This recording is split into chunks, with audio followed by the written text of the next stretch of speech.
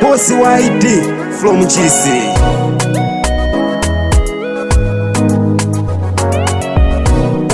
Uliboweka chikondi ni mafuna jija pano najipeza nkasi wa bwino namupeza akumandikonda munikweza ndisana bebebibili yanga wayikweza wetu bebi liweka kwini ena manitoka nakwilira kini papandayo ndine wamasiye tempo langa kwayo satsandisiye ozizila madza danditopetsa kukhala ndeka udanditopetsa msolo mandikonda eya ndimadziwa ndikufuna mawu anga chabe utadziwa ndiwe weka amene ndimankonda uliboweka ndiwe weka amene ndimafila uliboweka mtima wangawo unakonda iwe ndidzakhala nawe nditu namaliwe ndikamagona ndimalota zako ukadzanisiya ndithuli zako umasangalatsa ukamayenda tsono makamaka mbuyo yako cholinga changa siningasinthe ndikafike ndithu kwa makolo yako mwanakazi undivele ndikufuna kuti ndidzakufere moyo waine uli palo ndikufunitsitsa uvale velo ndiwe weka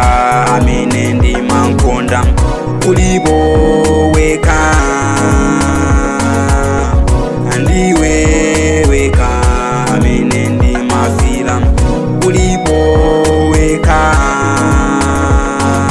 wanu ndikuti simusamala kayankuchiripa ine ndikafika kayankusanje ine ndikafika kayankudowa ine ndikafika mwanakazi ine ndakozeka chilichonse chako ndakozeka ndiwe fupa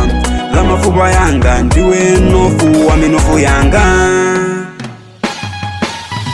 ndiwe weka amene ndimankonda uliboweka ndiwe weka amene ndimafila uliboweka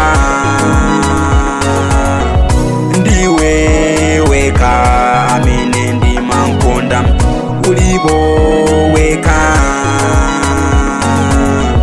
ndiwe weka amene ndimafila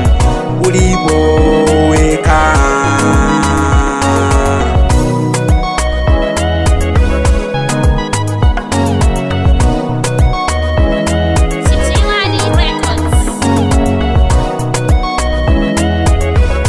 MalawiMusic.com,